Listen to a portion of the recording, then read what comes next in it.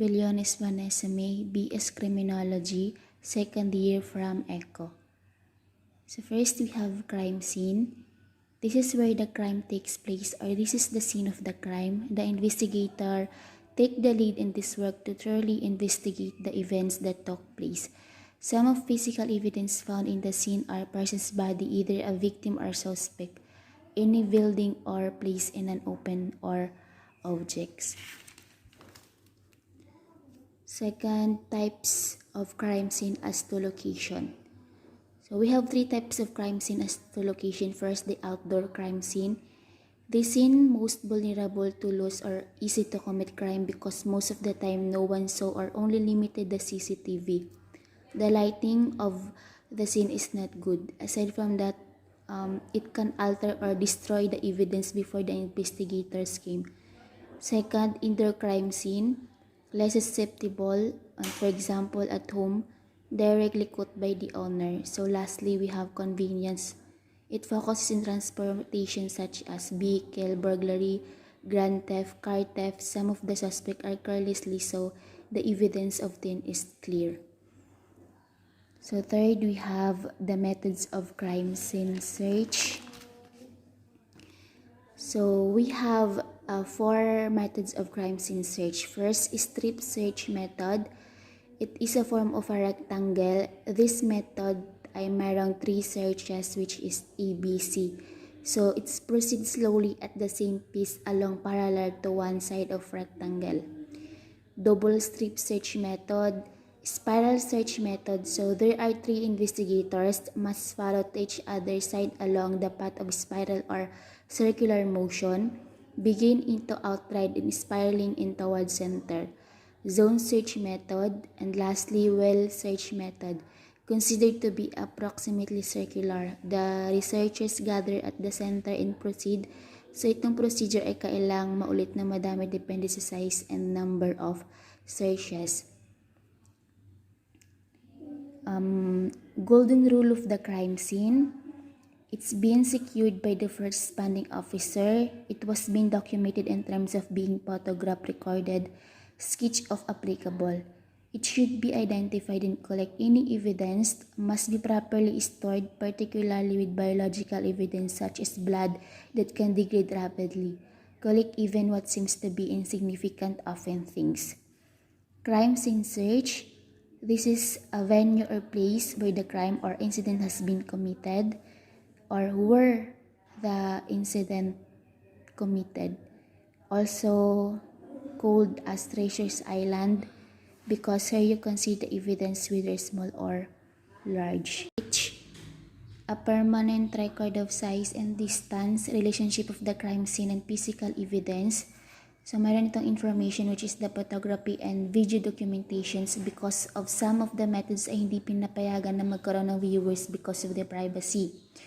There are importance when it comes in sketching type crime scene. First, the title like vehicular accidents.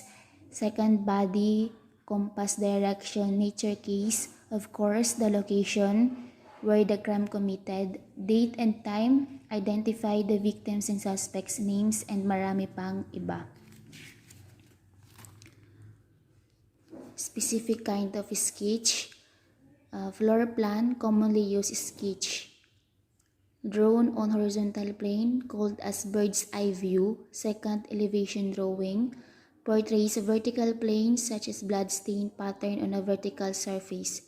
Third, we have exploded view, a combination of floor plan and elevation drawing, usually considered a floor plan or all rooms wall open. Lastly, the perspective drawing, done by 3D. This is most difficult type of drawing infrequently and requires artistic skill. Types of scene mapping methods.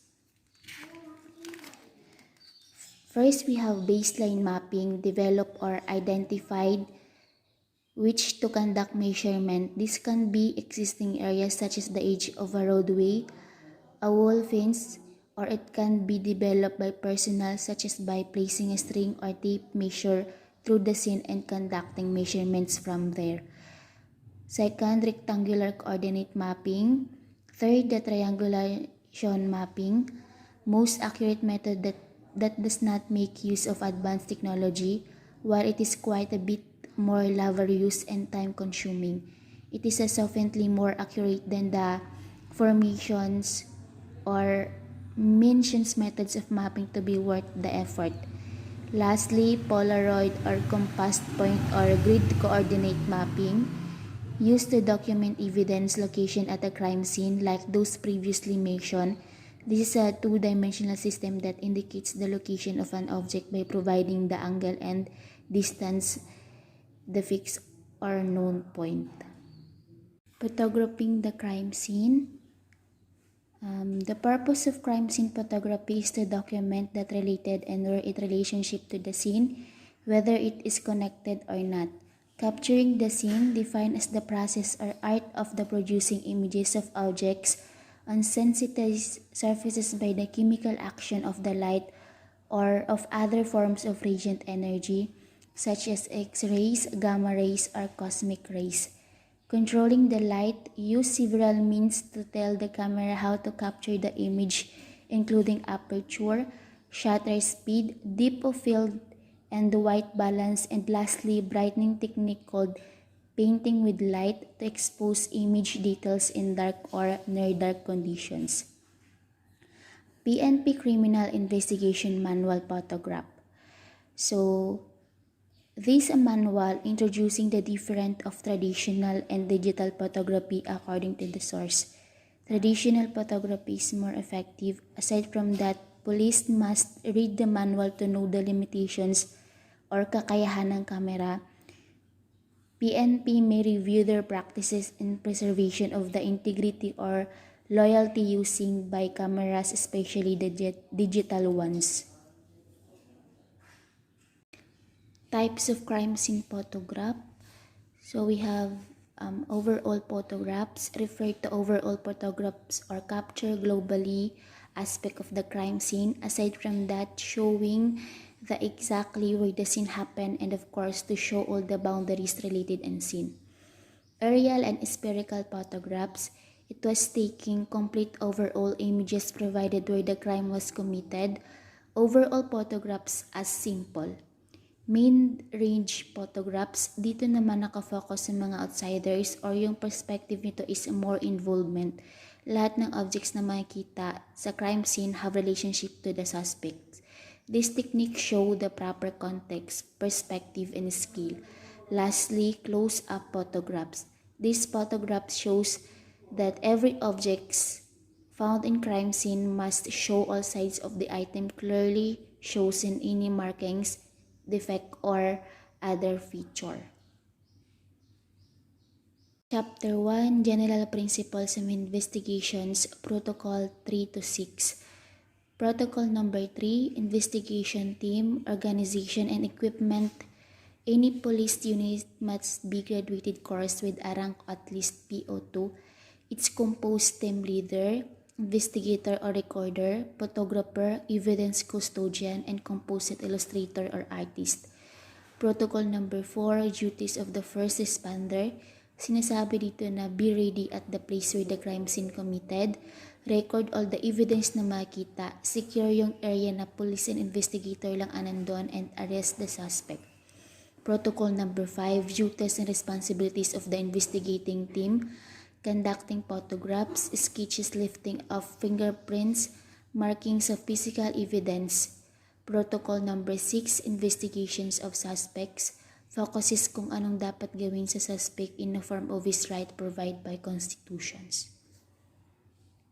Chapter 2, General Investigative Procedure. Investigation procedure at the crime scene.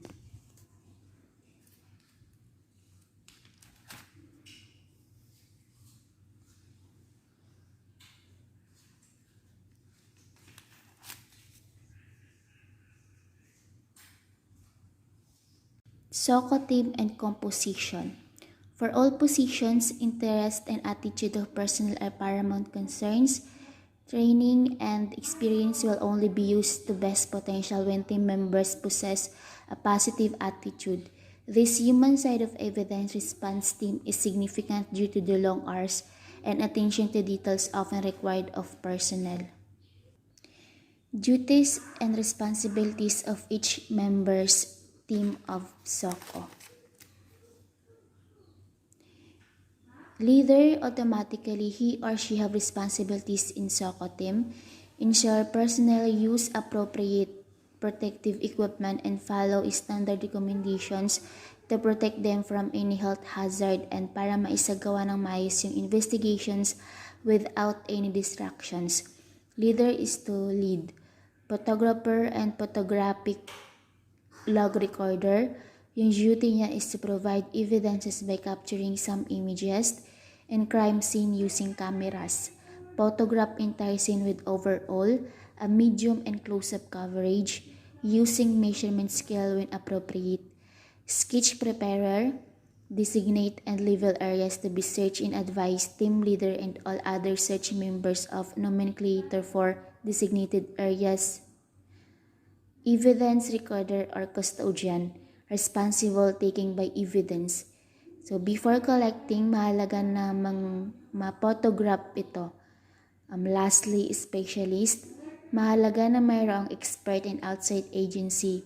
Kumbaga kahit hindi related yung work nila sa field ng criminology, they have background how collecting evidence. So, thank you.